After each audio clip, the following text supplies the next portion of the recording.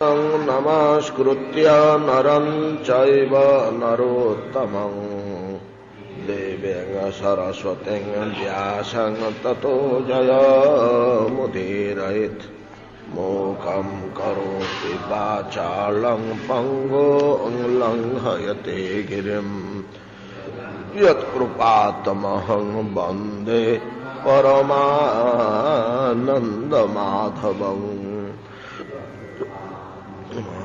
वन्दे परमानन्दमाधवम्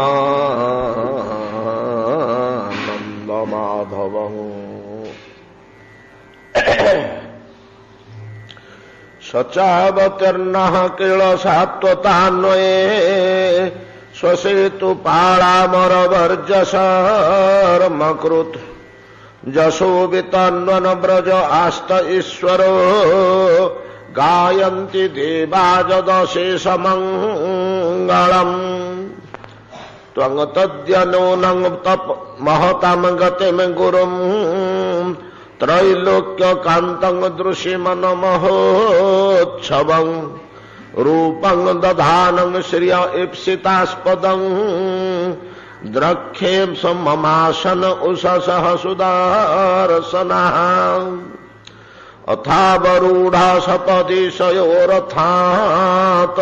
प्रधान पुंसुश्चरणं स्वलाबधये धिया धृतं जोगिभिरप्यहं ध्रुवं नमस्य आभ्यं च सखेन बनौकसाम् अप्यङ्घ्रे मूले पतितस्य मे विभू शिरस्य धास्य निजहस्तपङ्कजम् दत्ताभयं कालभुजङ्गरंहसा प्रोद्वेजितानं शरणै शृणां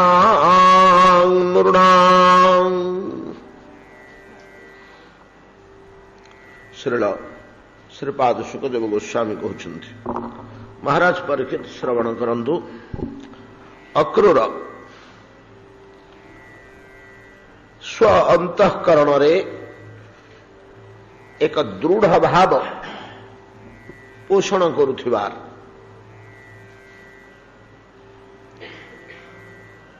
लक्ष्य करा जाउचे तांक चिंतन रो स्मरण रु जे से कल्पना करुछन्ते मु जेतेबेले रथरु लंफ देई क्रीडारत राम गोविंदଙ୍କ पादपद्मरे साष्टांग प्रणिपात करी पड़ीजी से मो मस्तक ताहंकर विमल करकमल स्थापन करदेवे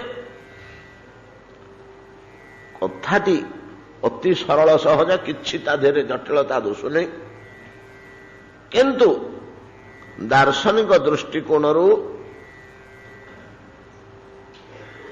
भक्ति भाव भंगी रे जदि आमे कथाटीर आलोचना करिवा ये कम भरोसा नुहे भगवान को ऊपर कम दृढ़ता नुहे हय हो क्रूर तमे परी केउ स्तर रे अछ जे तुम्हें भगवान केते निकटवर्ती ही जाइछ जे तुम्हें कल्पना करुच भगवान तुम मस्तक रे हस्त स्थापन करदेवे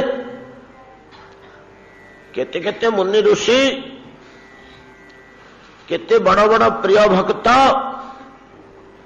ब्रह्मा शंकर बहुत देवता कौन एमाने समय समय भगवत दर्शन प्राप्ति लाभ करती पादपद्म प्रणमित हुए भगवान नईकि मस्तक हस्त स्थापन कले या तो कौटी आम विशेष भाव में लक्ष्य करूनु कौटी तो सेम देखा जाऊनी प्रणत तो होती समस्ते के प्रत्यक्ष के से भावना रे के प्रत्यक्ष गोलोक वैकुंठ को जाई भगवान को चरण रे प्रणत होती कहीं कहीं ध्यानावस्थित अवस्था निजर भाव राज्य भगवान को चरणारविंद रे प्रणिपात अर्पण करछन्ति किंतु भगवान तांको पटु निज आड़ू स्पष्ट भाव में कहले निज हस्त पंकज ଭଗବାନଙ୍କର ନିଜ ହସ୍ତ ପଙ୍କଜ ଶବ୍ଦର ଧ୍ୱନି ଭିତରୁ ଭାବଟା ଅନୁଭବ କରି ହୁଏ ନା। ଅକ୍ରୁର ଚିନ୍ତା କରୁଛନ୍ତି ସେତିକି ବେଳେ ଅପ୍ୟଙ୍ଘ୍ରି ମୂଳେ ପତିତସ୍ୟ ମେ ବିଭୁ ଶିରସ୍ୟ ଧାସ୍ୟନ ନିଜ ହସ୍ତ ପଙ୍କଜନ। ନିଜ ହସ୍ତ ପଙ୍କଜ ଭଗବାନ ସ୍ୱକୀୟ କରକମଳ ତୁମ ମସ୍ତକରେ ସ୍ଥାପନ କରିବେ। ଆମେ ଆଲୋଚନା ପ୍ରସଙ୍ଗରେ ଦେଖିଲୁ ଯେ ଗୋଟିଏ ଜିନିଷ ସେମିତି ମିଳୁଛି, ଭଗବାନ ନିଜର ଅଭୟ କର ପ୍ରହ୍ଲାଦଙ୍କ ମସ୍ତକରେ ସ୍ଥାପନ କରିଥିଲେ ବୋଲି। ଅସୁର ବାଳକ ହିରଣ୍ୟକଶ୍ୟପ ଭଳିଆ ମହାଦତ୍ୟର ସନ୍ତାନ ରୂପେ ପ୍ରହ୍ଲାଦଙ୍କର ଯେଉଁ ବ୍ୟକ୍ତିତ୍ୱ, ପ୍ରହ୍ଲାଦଙ୍କର ଯେଉଁ ପ୍ରତିଷ୍ଠା, ଯାହା ସେ କରିଯାଇଛନ୍ତି ଆଉ ତ କାହା ପାଖରେ ଏଭଳିଆ ଦେଖାଯାଉନି। ଅନ୍ୟମାନେ ସମସ୍ତେ ଅନୁକୂଳ ପରିବେଶରେ ଅନୁକୂଳ ପରିସ୍ଥିତିରେ ହରିଭଜନ କରିଛନ୍ତି। ପ୍ରହ୍ଲାଦଙ୍କ ଭଳିଆ ଏପରି ପ୍ରତିକୂଳ ଅବସ୍ଥାରେ ଭଗବାନଙ୍କୁ ଦୃଢ଼ ଭାବରେ ଲାଭ କରିବା ଆମେ ପାଇବା କୋଉଠୁ? ଗୋଟିଏ ଦୁଶ୍ଚନ୍ତି କେବଳ ବିଭୀଷଣ, ଗୋଟିଏ ଦୁଶ୍ଚନ୍ତି କେବଳ ବିଭୀଷଣ। ପାଖାପାଖି ପ୍ରହ୍ଲାଦଙ୍କ ଭଳିଆ ଏତେ ଉତ୍କଟ ନୁହଁ, ପାଖାପାଖି।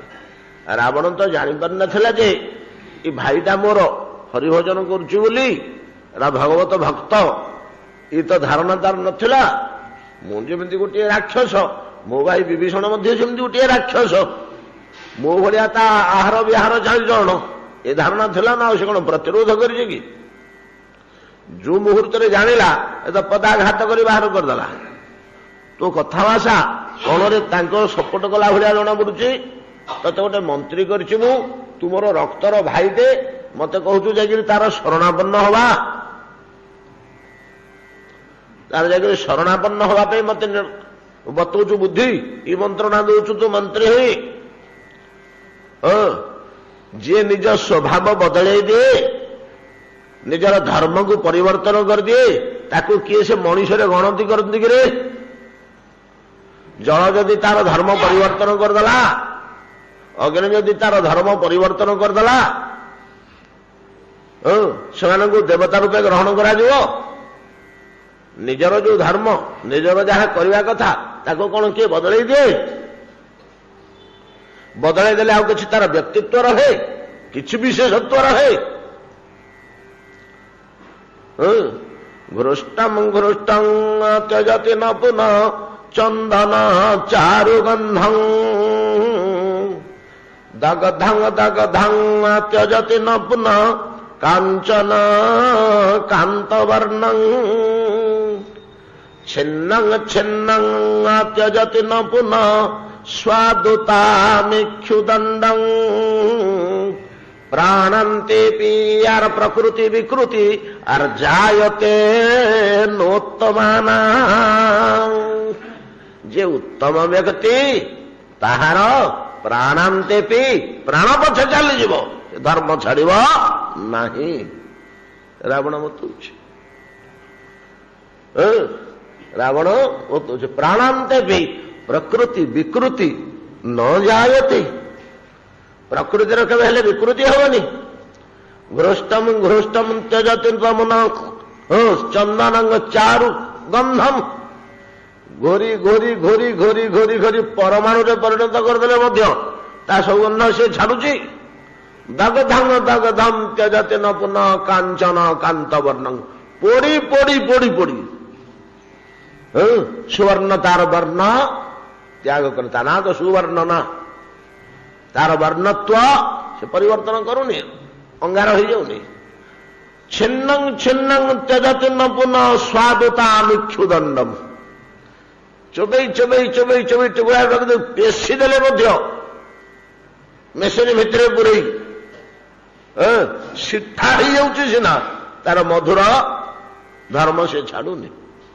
ତୁ ରାକ୍ଷସ କୂଳରେ ଜନ୍ମ ହୋଇ କହୁଛୁ ଶରଣାଗତ ହବୁ, ଏଟା ରାକ୍ଷସ ଧର୍ମ। ତ तते उत्तम राक्षसटे बोली किए भविष्य में गणना करेंगे। प्राणांते पे प्रकृति विकृति जायते नूत्तम जा तो धर्म छड़ा हो तू गोटे कौन तते कौन रखी मंत्री राज्य में रखी जे स्वधर्म त्यागी होगा बोली बाहर कर देते। से पर्यंत ये जानी पार नथिले रावण जे ये लोकटी रामर वचस्कर एणु ताहांकर किछिटा अवश्य प्रतिकूल परिस्थिति थिला जहा गोसाई जी रामचरित मानसरे टिके देखैछन्ति अन्यान्य रामायण एतटा देखा जाउनी। जेतेबेले हनुमान सीता को खोजी खोजी जाइकरी पहुंचले खोजी खोजी तो किसी संधान पाइलेनि लंका भितरे जुआड़ देखले खाली राक्षस और राक्षस्य दृश्य बुली बुली जाऊ जाऊ हठात गोटे तुलसी गछ आखिरे पड़गला। अरे तुलसी गछटे कौन झी अच्छे यहीटा जो थी हरिभक्त थी ये वृक्षटी ये गोटे शक्तिशाली वृक्ष गुणमटी हो पारे तुलसी गछ अच्छे माने से भगवान अस्तित्व थी हरिभक्तर अवस्थिति थी। विज्ञ हनुमान जी एटा को लक्ष्य कर चारिआड़ को चाहला को देखे जे गोटे जगार गोटे धनुर्बाणर चित्र अच्छी धनुर्बाणर चित्र एवं गोटे अलगा ही घर ठू या हरि मंदिर तह भिन्न बनावा घर टू टे अलगा है मंदिर टे घर भितर गोटे बखरा नुह घर को लाइक हरि मंदिर तह भिन्न बनावा ओ से अनुमान कले ये किए से गोपन तो हरि उपासना करुच्छ जहा बहुत कथा से भीतर को पशिले देखिले जे जड़े पुरुष गाढ़ निद्रा शयन कर ये तो माछीटी होकर बुलूंगी मक्षिकाटी हनुमान जी गाढ़ निद्रा शयन कर लंका भितर बस सहज कथा नुह प्रत्येक कथा कहते सहज सरल भितर धरदेले हेनी मनरे चिंता विषय राक्षसी माया नुह तो मु भीतर को पशि बोले तो से जाने तार गुप्तचर बाहिनी धरी सारे मत नहीं कि लंकिनी सह देखा साक्षात से पचार दे कि मो एरिया भितर मुठी हूँ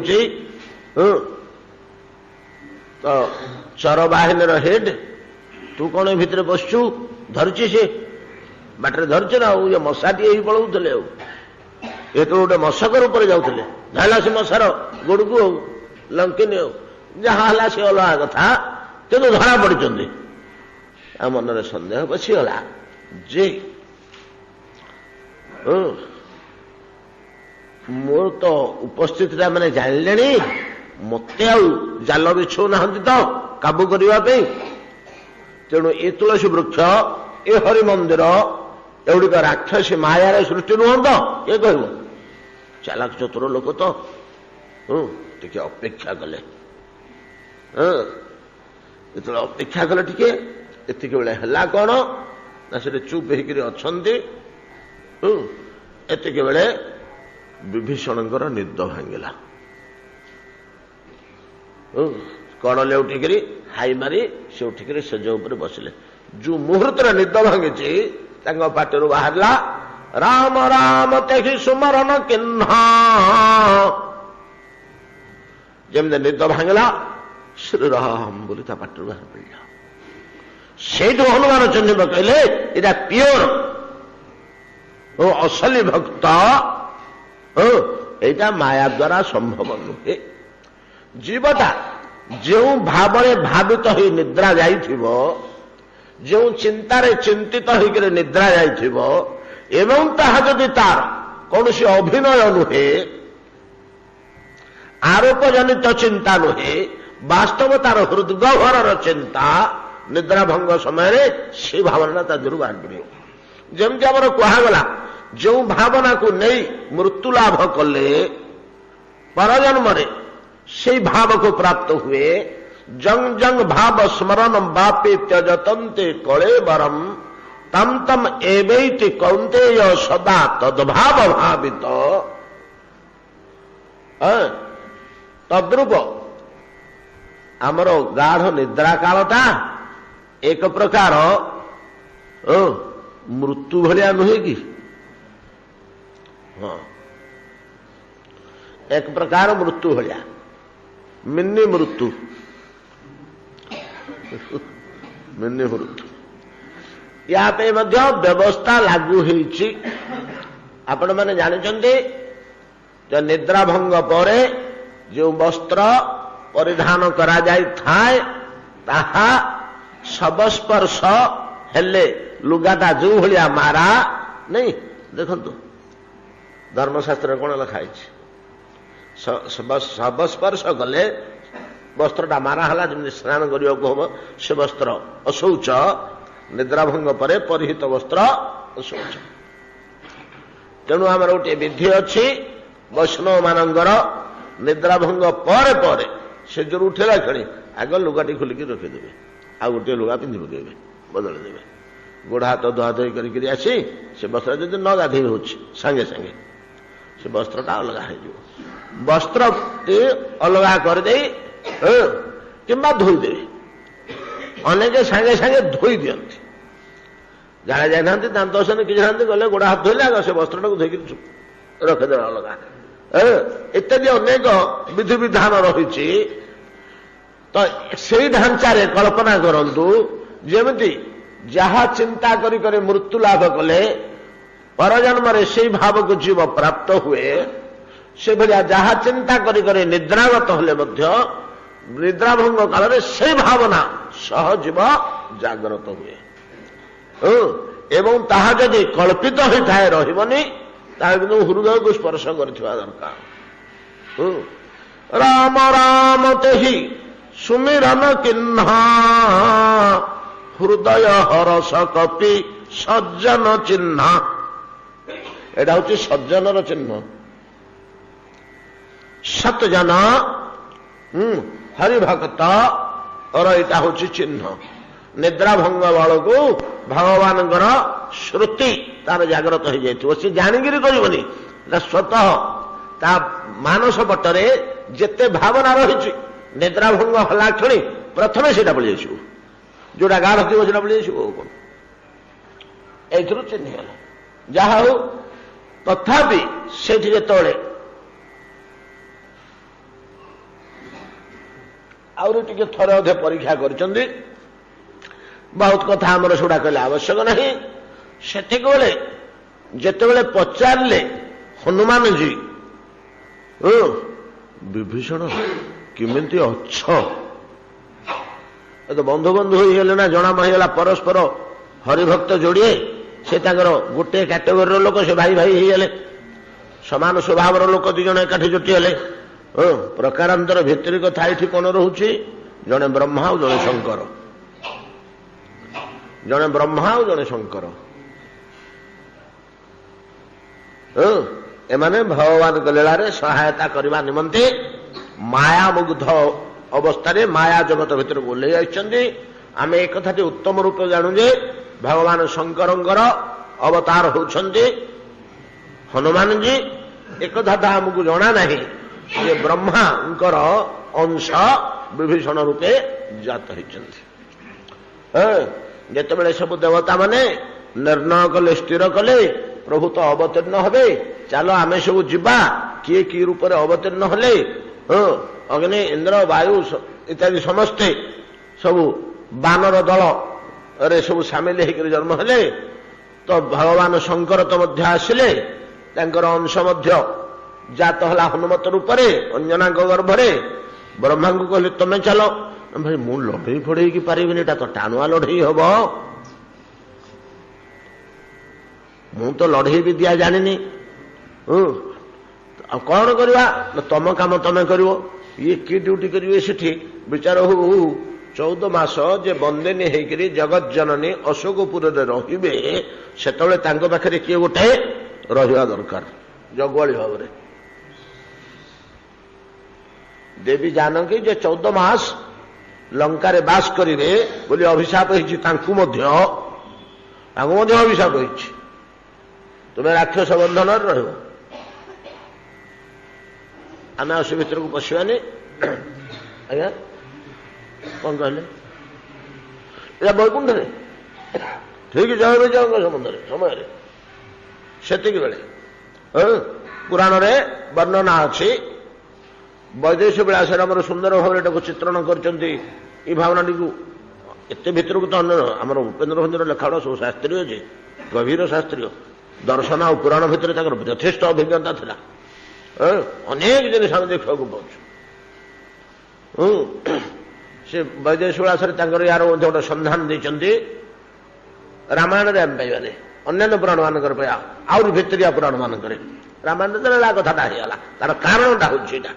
କୋଉ କାରଣରୁ ରାମ ଅବତୀର୍ଣ୍ଣ ହୋଇଥିଲେ? ଆମେ ତ ଗୋଟିଏ ଜିନିଷ ଜାଣିଛେ, ଜୟ ବିଜୟ ହେଇଥିଲେ ବୋଲି। ଜୟ ବିଜୟ ଯେମିତି ଚତୁଃଷଣଙ୍କ ଦ୍ୱାରା ଅଭିଷିକ୍ତ ହୋଇଥିଲେ, ସେମିତି ଜୟ ବିଜୟ ଥରେ ଲକ୍ଷ୍ମୀଙ୍କ ଦ୍ୱାରା ଅଭିଷିକ୍ତ ହୋଇଥିଲେ। ଏକଦା ଦେବୀ କମଳିନୀ କଣ କଲେ? ବୈକୁଣ୍ଠେଶ୍ୱରୀ ସୁନ୍ଦର କରି ନିଜର ବେଶ ସଜ୍ଜା କଲେ। ଦର୍ପଣରେ ଛିଡ଼ା ହୋଇକି ଦେଖିଲେ। ସମସ୍ତଙ୍କର ସ୍ୱଭାବ ନିଜ ଦେହଟାକୁ ସଜେଇ ସାରିଲା ପରେ ଟିକେ ଦର୍ପଣ ଦେଖିବା, ଏଟା ସ୍ୱାଭାବିକ କଥା। ଦେଖିକି ଯେତେବେଳେ ପରମା ସୁନ୍ଦରୀ ରୂପସୀ ରୂପେ ସେ ନିଜକୁ ଅନୁଭବ କରୁଛନ୍ତି, ଆବେଗ ପ୍ରାଣରେ ପ୍ରିୟ ପ୍ରଭୁଙ୍କ ନିକଟକୁ ଗଲେ। ଗଲାବେଳକୁ ଜୟ ବିଜୟ ରୋକିଲେ ବାଟରେ।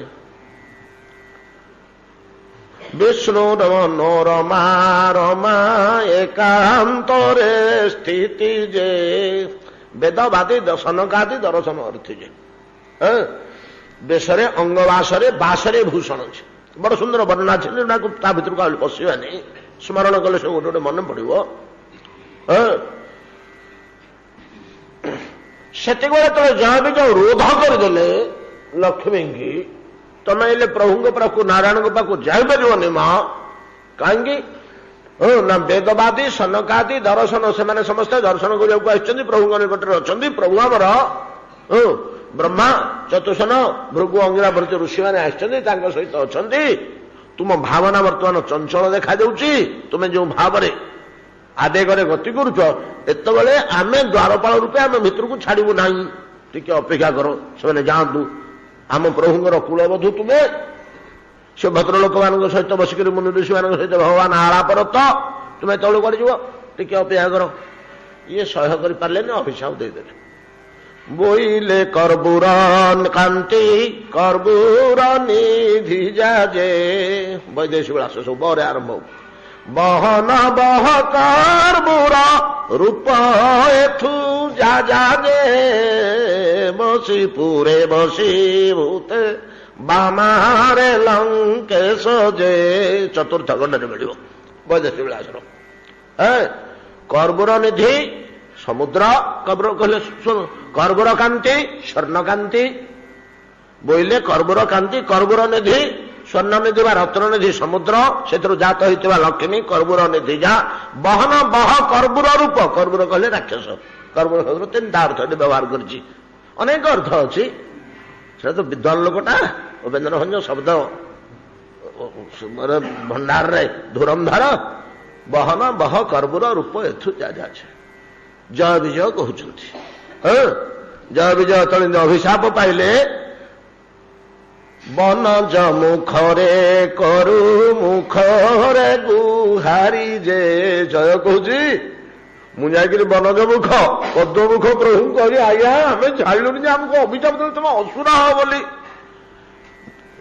ବନଜ ମୁଖରେ କରୁ ମୁଖରେ ଗୁହାରି ଯେ। ବୋଇଲେ ସେ ଦୋଷ ନାହିଁ ତ ତୁମ ଭରି ଯେ। ତମର ତ ଟିକେ ହେଲେ ଦୋଷ ନାହିଁ ରେ, ତମେ ଠିକ କର୍ତ୍ତବ୍ୟ କରିଛ, ଦୋଷଟା ତାର। ହଁ ଠିକ ଅଛି, ହେଲେ ତା ବାକ୍ୟଟା ତ ଏପଟ ସେପଟ କରିହବନି। ତମେ ଯାଅ, ତା ବାକ୍ୟ ତ ନିଶ୍ଚୟ କରିବାକୁ ତୁମେ ଯାଅ। ହେଲେ ମୁଁ ତମ ଉପରେ ଅନୁଗ୍ରହ କରି ମୁଁ ମଧ୍ୟ ତମ ସାଙ୍ଗରେ ଯିବି, ତାକୁ ମଧ୍ୟ ନବା ଛାଡ଼ିବାନି। ସେ ଯେଉଁ ତମେ ଯେବେ ଅସୁର ହବ, ତମ ସ୍ନେହରେ ତମର ଭକ୍ତ ଗୁଡାକ ସେବକ ଗୁଡାକ ତମକୁ ବିପଦ ହେଇଗଲା, ତମ ସେଥିରେ ମୁଁ ମଧ୍ୟ ଯିବି, ଚାଲ ଡରୁନ। ଆଉ ଆମେ ତ ଯିବା, ତାକୁ କାହିଁ ଛାଡ଼ିବା? ସେ ମଧ୍ୟ ଯିବ ବୈକୁଣ୍ଠ ଛାଡ଼ିକିରି। ଆଉ ଏଇ ଦୋଷ ପାଇଁ ତୁମ ପାଖରେ ସେ ବନ୍ଦିନୀ ହେଇକିରି ରହିବ। ତୁମେ ବନ୍ଧନ ଖୋଲି ସେଠି ଅଭିଶାପ ଦେଇଥିଲେ। ଆମର ସନାତନ ପୁରାଣର କଥା, ପୁରାଣ ସଂହିତାର କଥା। ଯାହା ହଉ ସେତିକି ବେଳେ ଆମର ଅବତାର ଗୁଡା କଣ, କଥା ଗୁଡା କଣ ଆମେ ରାମାୟଣରେ ପାଇବା କି?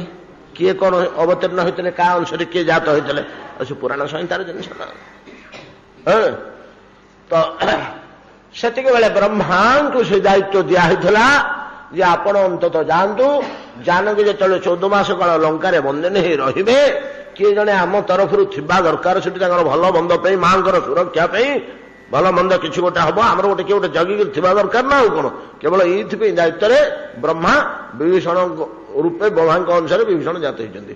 ନହେଲେ ଏମିତି ସାଧୁ ସ୍ୱଭାବର ଲୋକଟିଏ କେମିତି ହେଇଥାନ୍ତା ରାବଣ କୁମ୍ଭକର୍ଣ୍ଣ ସାଥିରେ।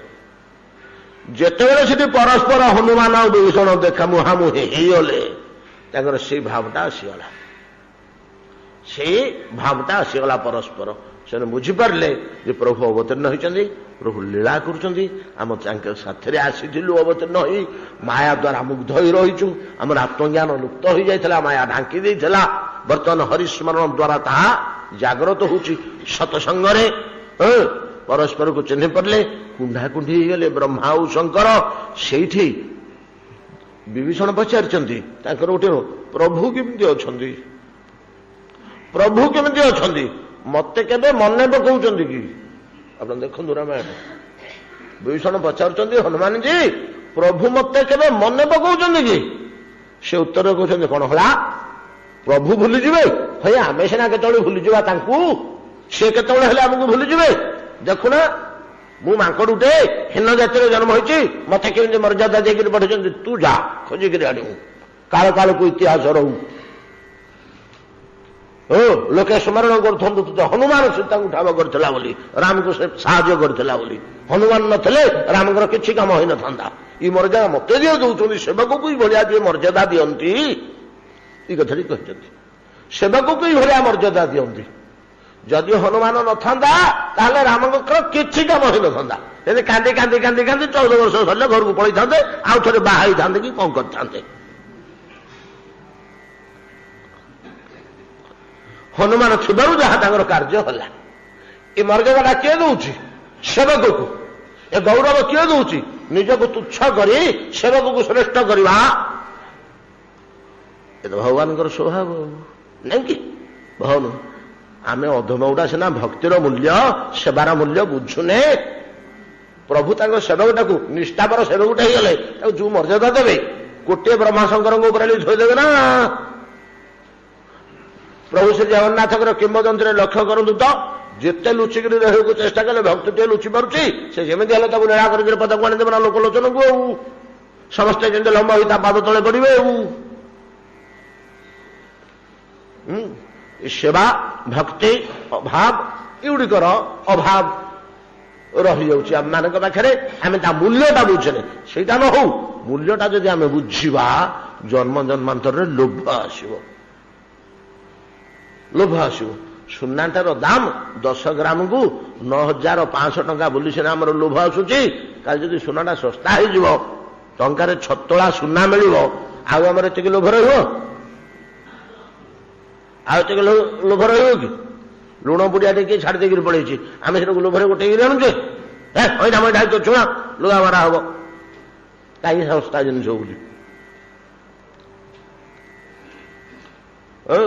ଯାହା ହଉ, ସେଭଳି ଆର ମୂଲ୍ୟ ବୁଝିଲେ, ଭାବ, ଭକ୍ତି, ସେବା ଏଗୁଡ଼ାକର ମୂଲ୍ୟ ଯଦି ଆମେ ବୁଝିପାରିବା, ତାପ୍ରତି ଆମର ଲୋଭଜାତ ହବ। ଲୋଭଜାତ ହେଲେ ତ ଚାଲିଲା ଆଉ କଣ, ଧୀରେ ଧୀରେ ଧୀରେ ଆମେ ଆଗେଇ ଚାଲିଲେ। ଯାହାର ଯେତେ ତୀବ୍ର ଲୋଭ, ସେ ସେତେ ଅଗ୍ରଗତି କରିଗଲା। ଆଉ ଯାହା ହଉ, ସେଠି ଯେତେବେଳେ ପରସ୍ପର ଚିହ୍ନା ଚିହ୍ନି ହେଇ ବିଭୀଷଣ ଏ କଥା ପଚାରିଲେ, ତାକୁ ବୁଝେଇ ବାଝେଇ ଦେଲେ, ବୋଲେ ତୁମ କଥା ସବୁବେଳେ ସ୍ମରଣ କରୁଛନ୍ତି, ସେବକକୁ ଏତିକି ଉଚ୍ଚ ସ୍ଥାନ ଦେବା ଲୋକ ତମକୁ ସେ ଭୁଲିବେ, ତମେ ଏ କଥା କହୁଛ? ବିଭୀଷଣ କାତରରେ କହିଦେଲେ ନା, ତମେ ସବୁ ପାଖରେ ରହିଲ, ମୁଁ ଦୂରରେ ପଡ଼ିଗଲି, ମୋର ଦର୍ଶନ ମଧ୍ୟ ହେଲାନି, ମୁଁ ତାଙ୍କ ବିରୋଧୀ ଦଳ ଗୁଡାକ ସହିତ ରହିଲି। ହନୁମାନ ପଚାରିଲେ, କେମିତି ଅଛ ବିଭୀଷଣ କହିଲ, ତମ ହାଲଚାଲ? ନା କଣଟେ କହିବି, ଗୋଟିଏ ୱାର୍ଡରେ ଗୋସାଇଁଜୀ ପ୍ରକାଶ କଲେ। ଗୋଟିଏ ୱାର୍ଡରେ बड़ अद्भुत पदुटे लिखिଛନ୍ତି इमती उदाहरण कौटी मिलेनि आम कौटी शास्त्र भास्त्र देखने कि महात्मा महापुरुष मान मुहर मध्य शुणा सुनाहू पवन सुत रहने हमारी सुनाहू पवन सुत रहने हमारी मुझे किमिति अच्छी लंका भितर शुण कि भलिया न जिमे दशा नाही महो जीव विचारी केड़े सुंदर उदाहरण दिए हृदय पूर्ण हो जाए 32टा दांत भितर जमी जीभ रही जिमे दशा नहीं महो जीव विचारी 32टा दांत भितर जमीका जीभ रही जीवर कार्य कौन हो ना 32टा दांत को क्या कौन दरकार जोगे दवा जन बिजुली भाया चारिपट को बुली किसे पेशब किसे काटब किसे कणा कर नाई कि दांत मान किए कौन करेंगे ना पाटी भितर मेचे खाद्य अच्छी कोटा खंडा हम कोटा पेशा हम कोटा घोड़ा हम कोटा कणा हम जो दांत जो काम पाक से सब जिन पठे एति कम कर 32टा लोक को सेवा कर बिजुली भाया बुलू बुलू टिके जब गोटे असतर्क होगा दी पट चापिदेवे 4 दिन खावा पीवा बंद बोट घाटे हम से नहीं कि जपरी सुनहु पवन सुत रहने हमारी जिम्मे दशा नहीं महु जीव विचारी हम गले बुझेली आ कुछ कहवा दरकार नहीं एतिकी अवस्था से जीवन बितेवा पड़ूला निजर अवस्थिति को से भाया उपस्थापन करते जे जीभ मान दांत मान भितर जीभ रहा भाया मु रही कौन सेगुड़ाक है ओ वज्रवत कठिन जीभुटी है परम कौन नरम नहीं कि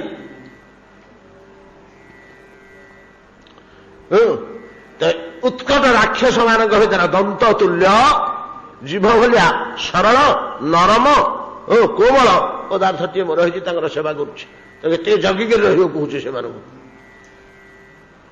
हेले मत बस बाधि जाऊँगी कौनटा ना राक्षसी आहारटा मत बड़ क्षति मुठे खाई पारे आ शांति क्या लंका अच्छा राक्षसी आहार तो ग्रहण करने को बाध्य हे तृप्ति कि शांति मुठे आउ आज पर्यंत खाई पारे जहा हो ये समस्त कष्ट प्रभुंकर सेवार अंतर्गत ये बुद्धि से ग्रहण कले ये कष्ट ये तपस्या मोर प्रभु सेवा पे यहाँ मत आनंद दौर दुख दौनी जहा ये गोटे प्रतिकूल परिस्थिति रे हरिभक्ति को निर्वाह कर रखि भाया व्यक्तित्व आम पाउच विभीषण को सामान्य किंतु विभीषण अवस्थान प्रह्लाद अवस्थान 27 मुह सहस्रांश हम प्रह्लाद जो अवस्था थिले इभलिया गोटे लोकर प्रह्लाद भलिया लोक ता सह आउ गोटे एग्जाम्पल मैन आम खोजिक कोटि कोटि पुराण शास्त्र भितर पाऊनु पाचु कि इभलिया कष्टप्रद अवस्था रही हरिभक्ति को निर्वाह करवा सुष्ठु सुंदर भाव में टिके कोठी स्खलन नहीं बिंदुए कुठू स्खलन हो जाए भक्ति पथरु गोटे लोक ता मस्तक हस्त देते आउ का द्वितीय मस्तक नहीं आउ कहा मुंड को आउस स्नेह भगवान जोटा युधिष्ठिर अंतःकरण क्षो जात गला केड़े कथा पाईगला रे प्रह्लाद केड़े बड़ वस्तु पाईगला युधिष्ठिर हृदय क्षोभजात करदेला युधिष्ठिर भाया लोक हृदय विद्वेष सृष्टि करदेला कहीं से पाइला ना अभिमान आसला माने एडे बड़ साधुटे युधिष्ठिर भाया लोक सी आउ शत्रुता करता ना गाली फाली दिंता प्रह्लाद को किंतु अंतकरण अभिमान आसला माने क्षोभ आसी ना सही पारे सही पारे युधिष्ठिर भाया लोक सही पारे बोली श्रीमद भागवत कहते केड़े बड़ वस्तुटे यहाँ स्वमस्तक भगवान हस्त स्थापन पाद स्थापन टा या कम जना पड़ुची याठू आउ टिके कम जना पड़ुची ई भलिया सौभाग्य केवल पाइचंती अल्प समय पे ब्रजांगनागण भगवान एति आवेग एति आंतरिकता एति स्नेह एति प्रीति एति आपणार भाव ममता क्वचित ब्रजांगना माने पाइचंती केही नहीं कोटि कोटि ब्रह्मांडर कोटि कोटि भक्तों भितर आउ केही नहीं अकुर तुम से कल्पना कर पकाच मु पाइजी बोली अजी ना मुझे पाद तले मुंडिया मारि किए न मारि हाँ भगवान पाद तले किए मुंडिया न मारि आया नास्तिक गुड़ा मारूना नास्तिक संख्या केते नास्तिक भर अधे मारुंट एवं सीना नास्तिक हो पूर्व जन्म मान मान भगवान पाद तले मुंडिया किए प्रणत हो पाद तले समस्ते तो पाद तले प्रणत होती जमी आम गत काली आलोचना करुले आम प्रणाम करू जगन्नाथ फुलमाला छिंडिकी राम पर पड़गला एक कम कथा आम के आशा करे प्रणाम टे कला बेलू प्रभुकर माला छिंडिकी पड़ जाता कि मो ये जपरी आशा केते बड़ लोभ जो आम आलोचना करुले भक्ति कि भगवान अंतःकरण दरकार केवल लोभ से लोभ और सूचना मिलूची कि भाया लोभ अच्छी मस्तक जो असंभव कथाटे दुर्लभ कथाटे किए जिते कहीं न पाई कथाटे स्वमस्तक भगवान करकमल स्थापन भगवान श्रेय आउंस पकाउं मुंड को केते बड़ हृदय प्रीति तमें एटा आशा करुच कहूच कौन ना अप्यांघ्रे मूले अंघ्रे पाद पद्म अप्यांघ्रे मूले पतित मे विभू शिरस्य धास्यन् निज हस्त पंकजम् मस्तक हस्त स्थापन मूल्यटा जे अकुर बुझी ना से कथा नुह गोटे महामूल्यवान वस्तु ए रत्नटार मूल्य से जानती जदिव आशा करुँच मिल परा मत मिल आशा करुँच किंतु रत्नर मूल्य से जानती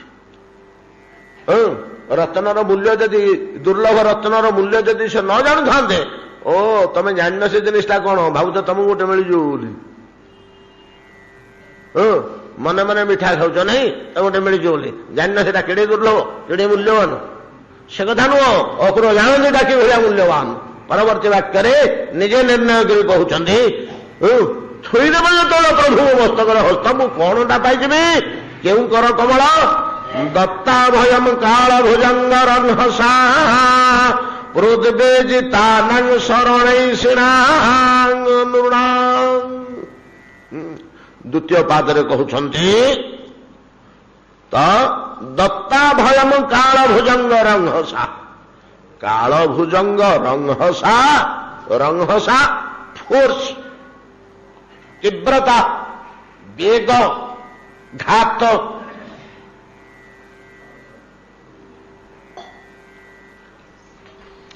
काल भुजंग रंहसा काल सर्पर जो घात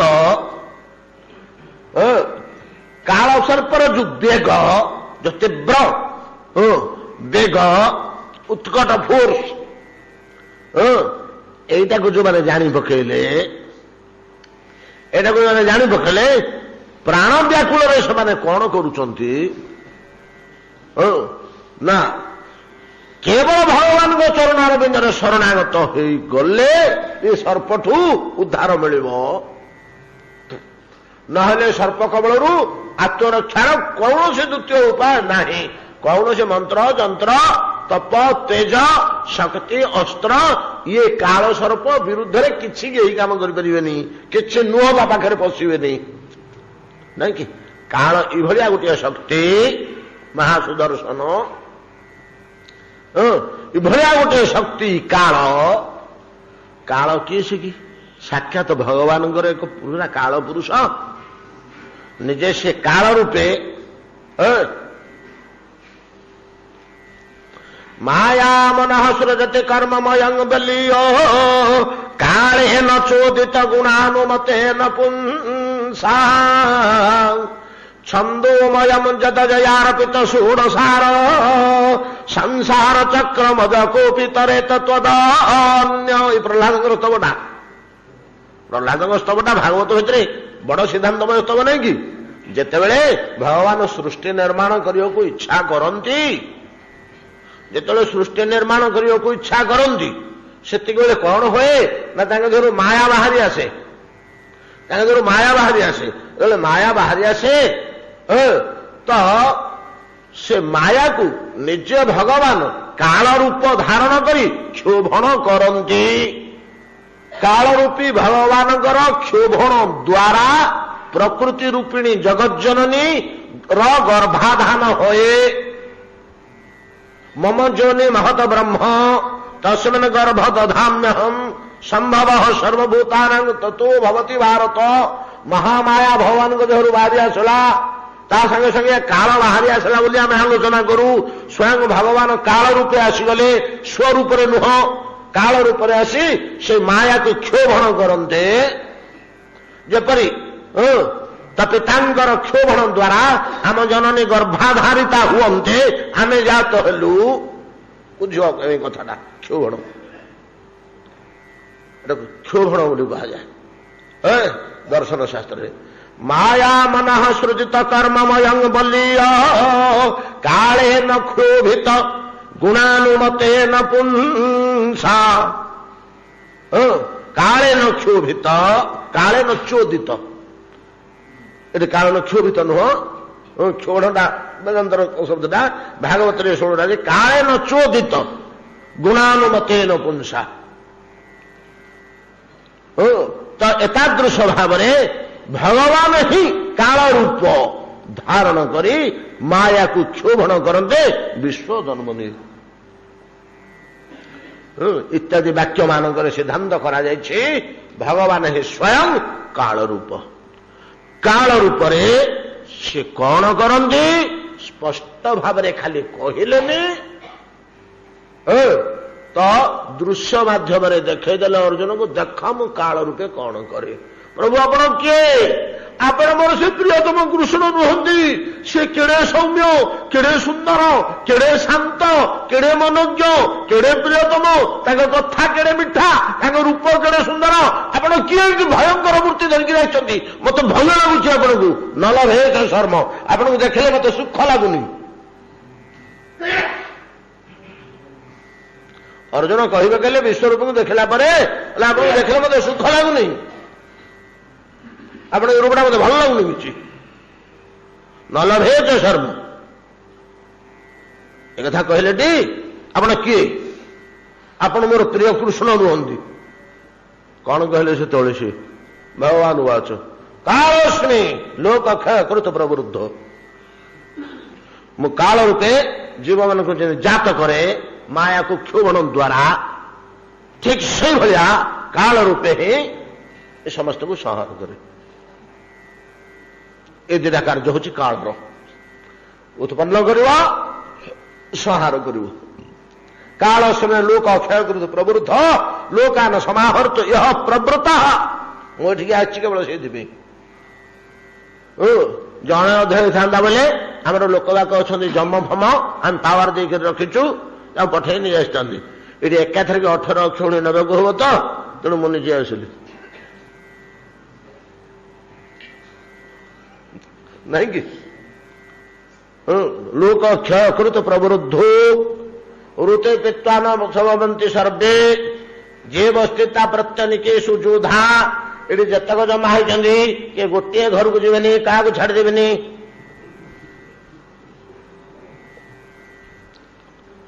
ये जो अनेकिनी दीटा विशाल बाहिनी कौरव बाहिनी और पांडव बाहिनी अनेकिनी अर्थात तो सैन्य बाहिनी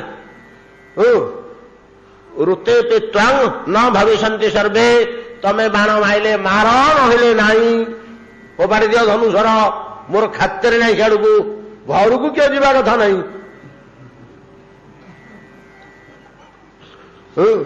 तेबे जदि बाणे बाणे मारिदेव ଗୌରବଟା ମୋ ଆଡକୁ ନ ଆସିକି ତମ ଆଡକୁ ପଳେଇବ। ସବୁବେଳେ ମୋ ସେବକ ପ୍ରିୟ, ମୋ ସେବକକୁ ମୋ ଆଦେଶ ଯଦି ମାନିବ, ସମସ୍ତେ କହିବେ କଣ ନା ଅର୍ଜୁନ ବଦ୍ଧ କଲେ, ଅର୍ଜୁନ ଜୟ କଲେ, ଅର୍ଜୁନ ଜୟ କଲେ, ଅର୍ଜୁନ ଜୟ କଲେ। ତମେ ବାଣ ପ୍ରୟୋଗ ନ କଲେ ମଧ୍ୟ, ଯୁଦ୍ଧ ନ କଲେ ମଧ୍ୟ ମୁଁ ତମକୁ ଖୋସାମତ କରୁନି। ୟା ନା ଏ ଭାବଟା ୟା ନା, ଆଉ ମୁଁ ତମକୁ ଖୋସାମତ କରୁନି। ତମେ ଶୁଣା ଇଚ୍ଛା ହେଲେ ଯୁଦ୍ଧ କର, ନହେଲେ ନାହିଁ। ତମେ ଯୁଦ୍ଧ କଲେ ମଧ୍ୟ ଇଏ ମଲେ, ଇଏ କଲେ ମଧ୍ୟ ମଲେ। ନା ଆଜ୍ଞା ସବୁଗୁଡା ମରିଯିବେ, ମରିଯିବେନି, ମରିଗଲେଣି। କହିନାହାନ୍ତି ପରବର୍ତ୍ତୀ ଶ୍ଲୋକରେ ମଲା ଗୁଡାକ ଡରୁଛ କାହିଁକି? ମରିଯାଇଛନ୍ତି, ତମର ନା ବାପ ହବ, କେମିତି ମଲେ ଚାହୁଁଛନ୍ତି ଆଖି ମିଟି ମିଟି କରି। ନା ମୁଁ କହିଛି ଟିକେ ଆଖି ମିଟି ମିଟି କରୁଥାଉ, ନହେଲେ ମରି ସାରିଲେଣି। ମୁଁ ତ ମରଣର ଦେବତା, ମୁଁ ତ ମାରି ସାରିଲିଣି। ନାଇଁ କି? ଋତେ ପି ତ୍ୱାଂ ତ୍ୱାଂ ଋତେ ଅପି, ତୁମ ବାଣ ପ୍ରୟୋଗ ବିନା ଏମାନେ ଅନାୟାସରେ ମୋ ଦ୍ୱାରା ମୃତ ହେବେ, କିଛି ଆସେନି, ମରି ସାରିଲେଣି ଶବ ଗୁଡାକ। ଏ କଥା କହିଛନ୍ତି ନା ଆଉ ଗୀତାରେ। ଆଉ ଯାହା ହଉ, ଏ ହଉଛି କାଳର ସ୍ୱରୂପ, କାଳ ପୁରୁଷ ୟାଙ୍କୁ କୁହନ୍ତି। ଏ କାଳ ପୁରୁଷ ମୁଁ ବୋଲିକିରି କିଏ କହିଲେ? ଭଗବାନ କହିଲେ। ଭଗବାନ କହୁଛନ୍ତି ମୁଁ ବୋଲି। এই ଜିନିଷଟାକୁ ତ ଆମେ ଧରିବା। କିଏ ସେ କହିଲେ? କାଳୋସ୍ମେ, ମୁଁ କାଳ ଅଟେ ବୋଲି କୋଉ ଲୋକଟା କହିଲା? ପାର୍ଥ ସାରଥୀ ଶ୍ରୀକୃଷ୍ଣ ନାଇଁ କି? ଅର୍ଜୁନଙ୍କ ରଥରେ ସାରଥୀ ବସିଥିବା କୃଷ୍ଣ କହିଲେ। ସେ ହିଁ କହୁଛନ୍ତି ଯେ ଅହମ କାଳ, ମୁଁ କାଳ ଅଟେ। ତୁମେ କିଏ ବୋଲି ଯେତେବେଳେ ପରିଚୟ ପଚାରିଲେ? କାଳୋସ୍ମେ, ଲୋକ କ୍ଷୟ କରୁଛୁ ପ୍ରବୃଦ୍ଧ। ଯାହା ହଉ, ଏତାଦୃଶ ଯେଉଁ କାଳ, ସେ ଯେ ନିରନ୍ତର ମନୁଷ୍ୟର ପଛରେ ଗୁଡେଇଛି କଣ କରିବାକୁ? ନା ମୃତ୍ୟୁ ଦବା ପାଇଁ। এই କଥାଟି ବଡ ସୁନ୍ଦର ଗୋଟିଏ ଶ୍ଲୋକରେ ଶ୍ରୀମଦ ଭାଗବତ ବ୍ୟକ୍ତ କରିଛନ୍ତି। ମା ଯେତେବେଳେ ଦେବକୀ କଂସର କାରାଗାର ଭିତରେ କୃଷ୍ଣଙ୍କୁ ଜନ୍ମ କରିଦେଲେ, ବସୁଦେବ ତ ସେଠି ବସିଥିଲେ, ସେ କୋଣକୁ ମୁହଁ ଆଡେଇକିରି। ଏପଟେ ତ ପ୍ରସୂତି ଯନ୍ତ୍ରଣା ଭୋଗ କରୁଛନ୍ତି ଦେବକୀ, ଆଖିଟି ବୁଝିକିରି ବସିଛନ୍ତି। ବସୁଦେବ କଣ କରିବେ? ଆଉ କାରାଗାର ଭିତରେ ହାତ ଗୋଡ ତ ବନ୍ଧା ହେଇଛି। ଘରଟା ଉଜ୍ଜଳ ଆଲୋକରେ ଉଦ୍ଭାସିତ ହେଇ ଉଠିଲା। ଆଖି ଫିଟେଇ ଦେଲେ, କଣ ତେଜାନ ହେଇଯାଉଛି ଘରଟା। କୋଟି ସୂର୍ଯ୍ୟ ଭଳିଆ ଅନ୍ଧକାର କାରାଗୃହଟା ପ୍ରଜ୍ୱଳିତ ହେଇ ଉଠୁଛି। ଆଶ୍ଚର୍ଯ୍ୟଚକିତ ହେଇ ଟିକେ ପଛକୁ ଚାହିଁ ଦିଅନ୍ତି ତ ତମଦ୍ଭୁତଙ୍ଗ ବାଳକ ଅମ୍ବୁଜୀକ୍ଷଣ।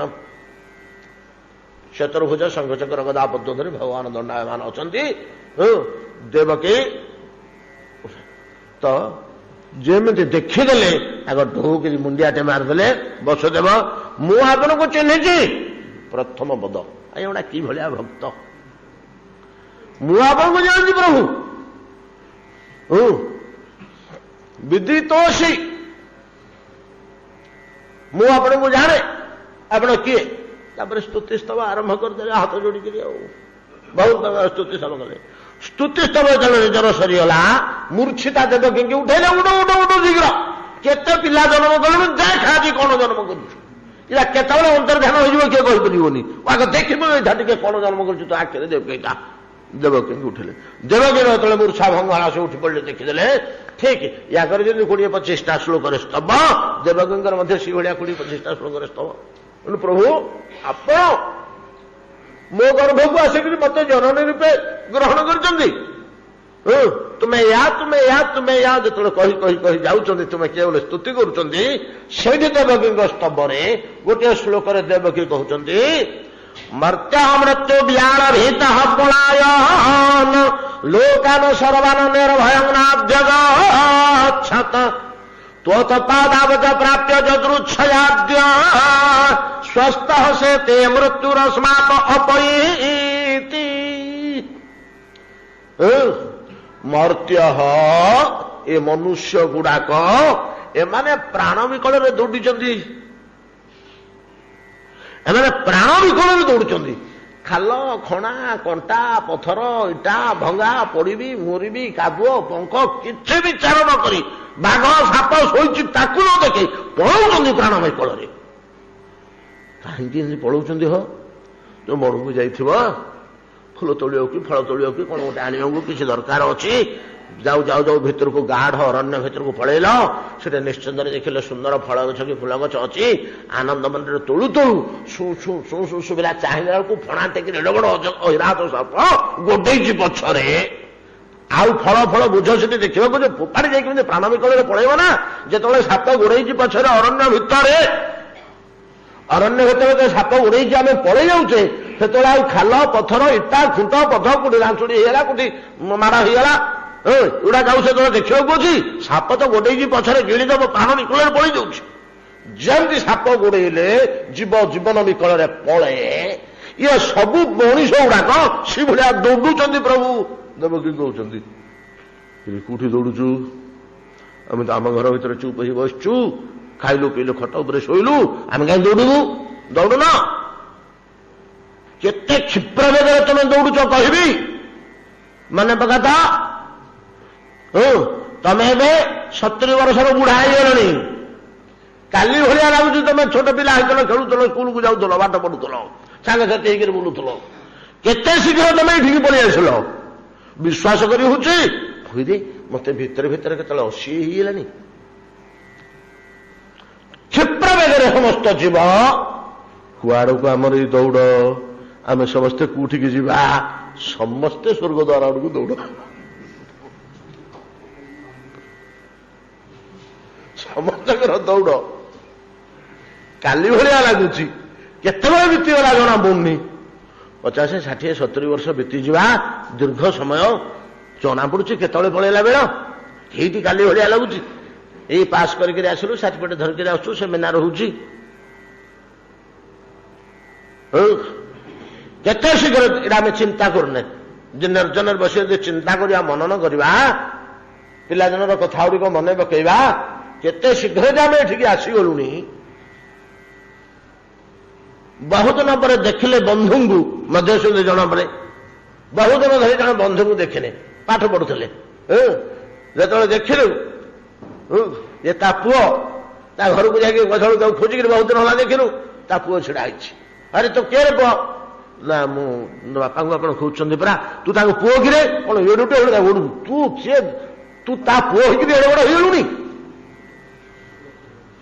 आमको आश्चर्य लगुच केते शीघ्र समय पड़ुची कहीं क्षिप्र गति आम दौड़ुचे यार कारण आम कहीं तो भागवत बतई दौरान देवकी स्तुति समस्ते दौड़ुं केवल पछर गोटे काल सर्प गोटे बोली दुख सुख रोग व्याधि अभाव अनादन निंदा अपवाद बद्ध बंधन भितर पशि चलती समस्ते आग को मारी कौटी कहीं अटकू ना कहीं काल सर्प गोड़े माँ देवकी कहते मर्त्य मृत्यु व्याल भीत पलायन लोकान सर्वान निर्भय नाद्य गच्छत ये गोटे बुद्धिया लोक अच्छा चालाक चतुर लोक अच्छा साप गोड़ेवा कष्ट रक्षा पाए ये पोखरी भर गोटे मिलला गच्छरे चढ़ीगला नहीं सापटा गोड़ाऊँच आत्मरक्षा करते जो आम से विद्या जानती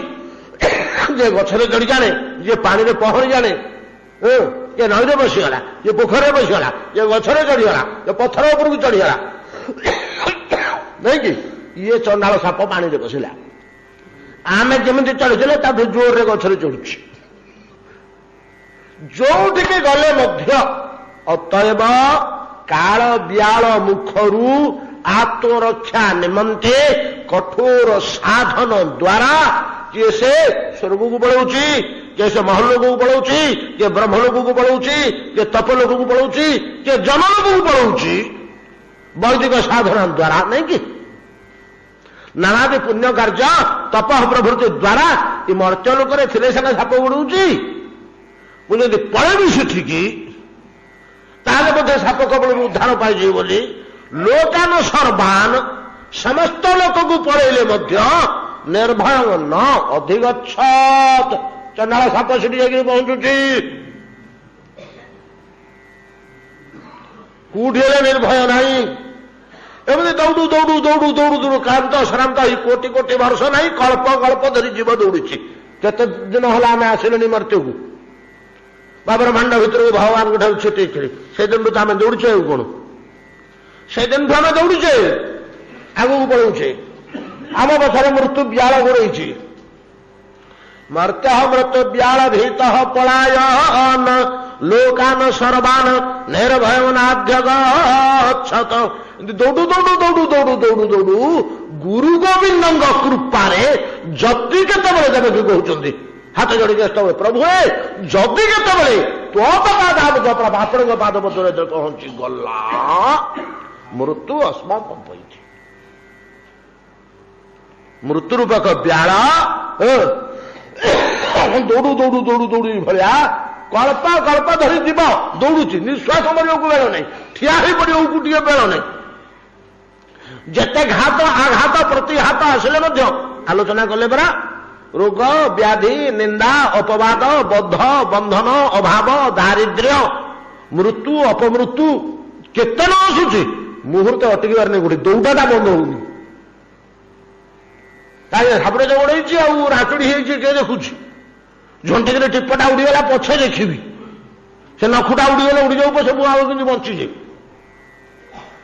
ପ୍ରାଣ ବିକଳରେ ପଳଉଛି, ଦୌଡ଼ି ଦୌଡ଼ି ଦୌଡ଼ି ଦୌଡ଼ି ଏହଳ ନିଶ୍ୱାସ ହେଇ କ୍ଳାନ୍ତ ଶ୍ରାନ୍ତ ହେଇ ତ୍ୱତ୍ ପାଦାବଜ ପ୍ରାପ୍ୟ ଆପଣଙ୍କ ପାଦପଦ୍ୟରେ ଯେତେବେଳେ ପହଞ୍ଚି ଗଲା ସେତିକିବେଳେ ସ୍ୱସ୍ଥ ପାଦପଦ୍ୟରେ ପହଞ୍ଚିକରି ଧରି ପକେଇଲା ଜାବୁଡ଼ିକିରି ଆପଣଙ୍କର ପାଦପଦ୍ମକୁ।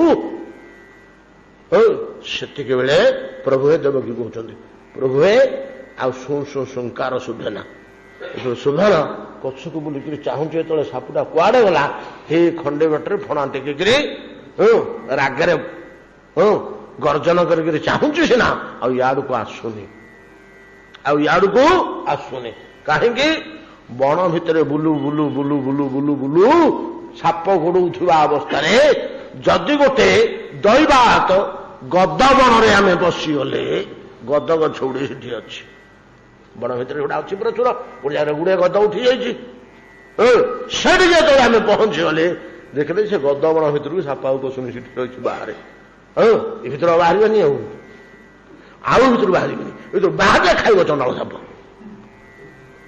ନାଇଁ କି? କାହିଁକିନା ଗଦ ଜଙ୍ଗଲ ଭିତରକୁ ଯଦି ପଶିଯିବ, ଗଦ ଗଛ ତା ଦେହରେ ବାଜିଯିବ, ଗଦ ଗଛର ଗନ୍ଧ ବାଜିଯିବ, ତା ବିଷ ଶକ୍ତିଟା କ୍ଷୟ ହେଇଯିବ, କମି କମିଯିବ, ତାର ତୀବ୍ରତା ଆଉ ରହିବନି ବିଷର।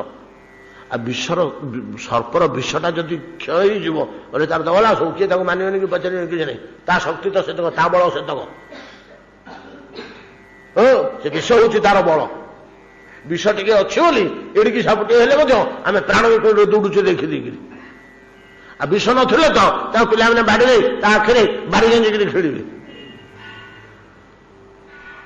ତେଣୁ ଗଦ ବଣ ଭିତରକୁ ପଶିଗଲେ ଆଉ ଯେମିତି ସାପ ପଶେ ନା, ଠିକ ସେଭଳି ଆପଣଙ୍କ ପାଦ ପଦ୍ମରେ ଯେ ଯାଇ ପହଞ୍ଚିଗଲା, କାଳ ସର୍ପ ଦୂରରେ ରହେ, ଆଉ ପାଖକୁ ପଶେ ନା। ସେଇଠି ସେ କଣ କରେ? ଦୌଡ଼ି ଦୌଡ଼ି ଦୌଡ଼ି ଦୌଡ଼ି ଭୋକ ଉପାସ କ୍ଳାନ୍ତ ଶ୍ରାନ୍ତ ହେଇକି ତ ରହିଛି କେତେ କାଳ ଧରି, ସ୍ୱସ୍ଥ ସେତେ ଯିବା ଆଗ ସେଠି ଶାନ୍ତିରେ ଶୋଇପଡେ, ଗାଢ ନିଦରେ ଶୋଇପଡେ। ଭଗବାନଙ୍କ ଚରଣାରବିନ୍ଦ ପ୍ରାପ୍ତ ହେଇଗଲେ ଗାଢ ନିଦ୍ରାରେ ଯେଉଁ ଶାନ୍ତି ତୃପ୍ତି, ନିଦ୍ରା ଭଙ୍ଗ ପରେ ଉଠୁଛ, ଓହୋ କି ସୁଖ ନିଦ୍ରା ଆଜି ହେଲା, ଆଜି ଗୋଟେ ରଜା ନିଦ ଶୋଇଲି, ତୃପ୍ତି। ସକାଳୁ ଭଲ ଗାଢ ନିଦଟେ ହେଇଥିବ, ସକାଳୁ ସେ ମୁହଁ ହସ ହସ, ଦେହ ସତେଜ ପ୍ରଫୁଲ୍ଲ, ମନରେ ପରମ ତୃପ୍ତି, ନବକର୍ମ ପାଇଁ ଉତ୍ସାହ ଉନ୍ମାଦନା। ରାତିଟା ଆଗ ଯେବେ ନିଦ ହେଇଛି ହେଇନି, ବାଡ଼ି ପିଟି କଚାଡ଼ି ହଉଛି, ପାଣି ପିଉଛି, ଏକ ଯାଉଛି, ଖାଲି ଧନ୍ଦା ଲାଗିଛି ରାତି ଆଗ। ସକାଳୁ ଉଠିଲେ ଛି ଛା ଛିଡ଼ା ବିଗଡ଼ା କୌଣସି କାମ କରିବାକୁ ଇଚ୍ଛା ହଉନି, ଯିଏ ପାଖକୁ ଆସିଲେ ତାକୁ ବିଗୁଡୁଛି, କାରଣ ରାତିରେ ତ ନିଦ ହେଇନି, ବିରକ୍ତ ହେଇ ରହିଛି। ଗାଢ ନିଦ ହେଇଗଲେ ଯୋଉ ପ୍ରକାର ଶାନ୍ତି ଓ ତୃପ୍ତି, ଏତାଦୃଶ ସ୍ୱସ୍ଥ ସେତେ। ଏବଂ ସାପ ମଧ୍ୟ ଜଗେ ଜଗେ ଜଗେ ଜଗେ ଚଣ୍ଡାଳ ଶୋଇପଡ଼ିଲା, ନାଇଁ କି? ଆଜିକି 20,000 କୋଟି ବର୍ଷ ହେଲା ଦୌଡୁଥିଲା, ମୁଁ ତାକୁ ଗୋଟେଇଥିଲି, ଏ ଶୋଇଲା ଯେ କେବେ ଉଠିବ କିଏ କହିବ, ମୋର କିଏ ଜଗିବ, ଚାଲ ପଳେଇବା। ଅପଇତି ସର୍ପ, କାଳ ସର୍ପ ସେଠୁ ଫେରିଯେ, ଇଏ ଲୋକଟା ଗଦ ବନରେ ବସିଗଲା, ସେଠି ଆନନ୍ଦରେ ଶୋଇପଡ଼ିଲା। ଇଏ କେବେ ଉଠିବ, ତାର ଉଠିକଣା ନାହିଁ, ଉଠିବ କି ନ ଉଠିବ। ଏଠି ଜଗି ଜଗି ମୁଁ କାହିଁକି ହତାଶ ହେବି? ମୃତ୍ୟୁ ଅସ୍ମାତ୍ ଅପଇତି।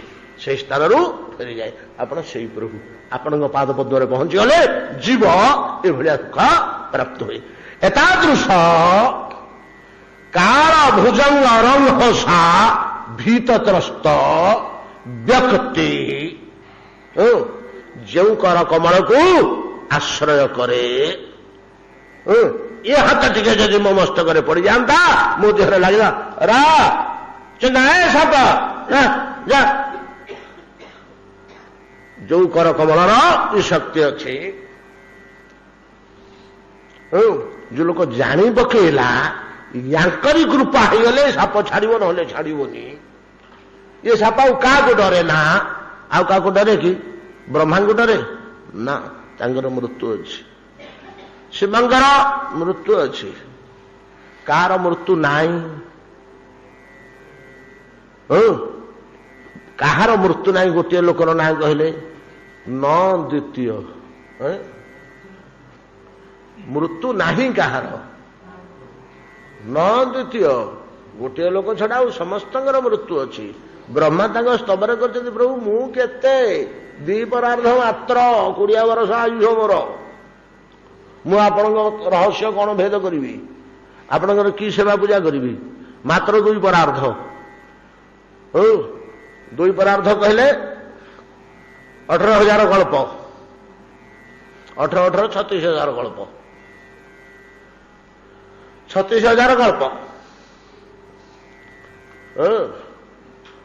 ब्रह्मांगर आयुष 2 परार्ध गोटे परार्ध 18,000 लखे जहा हो ए प्रकार ए सर्प आउ कहा भय करे ना समस्त को चोट मारे कि ब्रह्मा कि शंकर कि भृगु कि अंगिरा कि चतुसन नारद दक्ष क्या मृत्यु समस्त अच्छी अर्थात या फोर्स समस्त रही यार कर्तृत्व केवल जड़े लोक उपरे नाई किए से प्रभु से आपण एतक जे बुझी पकाती चतुर मनीष शरणे सेनांग नुरुणांग ये मनीष माने कौन करती ना तुमर आश्रय नहीं जाती तुमर आश्रय स्तव स्तुति करते खाली जदि प्रभु के तल कहीदे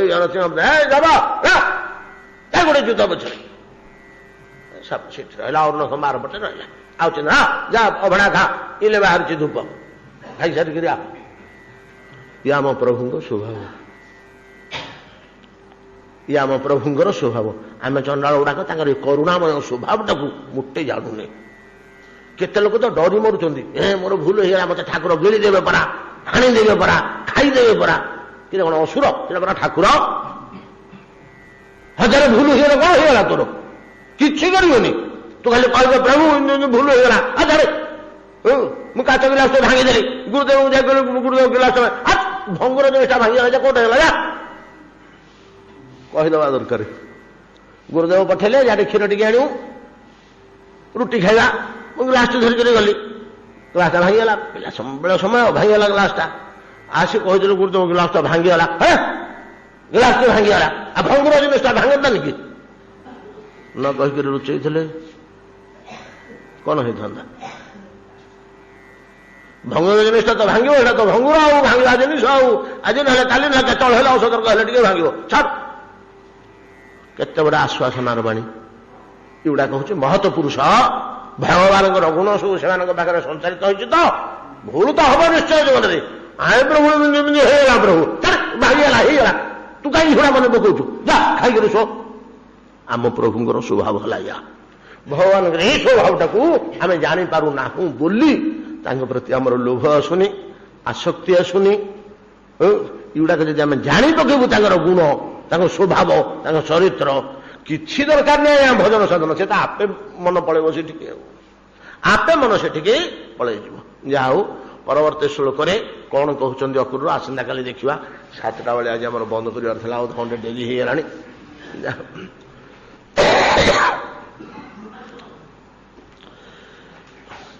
श्री श्री दामोदराष्टकं दामोदर देवाय नमो नमः नमामेश्वरं सच्चिदानन्दरूपं लासतकुण्डालं गोकुले भ्राज